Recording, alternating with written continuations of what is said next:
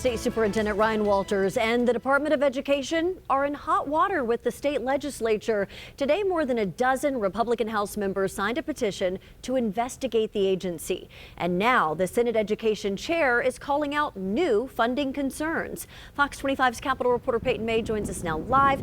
Peyton, tell us, is it typical for schools to start the fall semester without districts knowing their funding? Well, Wendy, Senate Education Chair Adam Pugh says he's never experienced something like this. First, it was delays in Title I funding, then school security. Now districts are unsure when or if they'll receive maternity leave funding. Senator Pugh tells me that even employees at the department are unsure of what to do.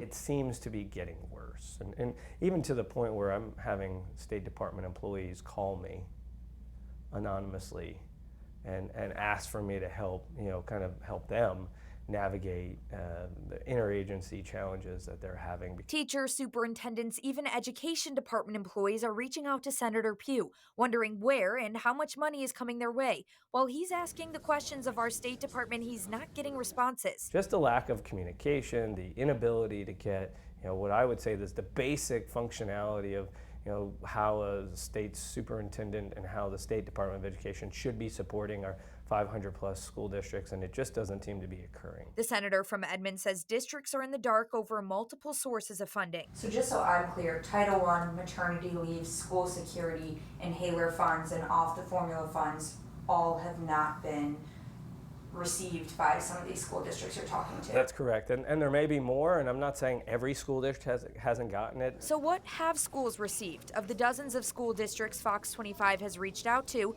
a majority have not been told what their Title I allocation is, some saying they have no idea what to base their budget on. They add this is later than they typically know that information.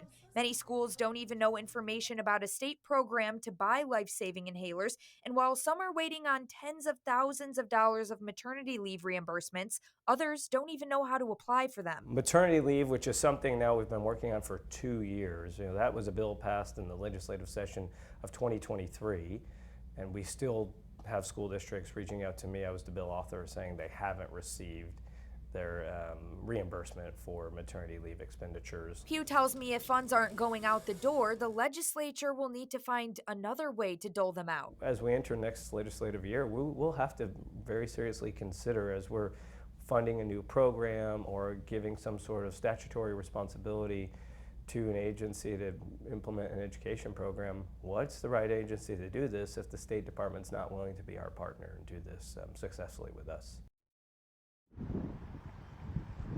The State Department of Education tells me in terms of communication, Senator Pugh has not reached out. Now, districts can expect guidance on Title I funding by the end of this week and guidance on maternity leave funding by the end of next week. Now, in terms of anonymous employees calling Senator Pugh, they will not speak on that. Reporting live in Oklahoma City, Peyton May, Fox 25 News.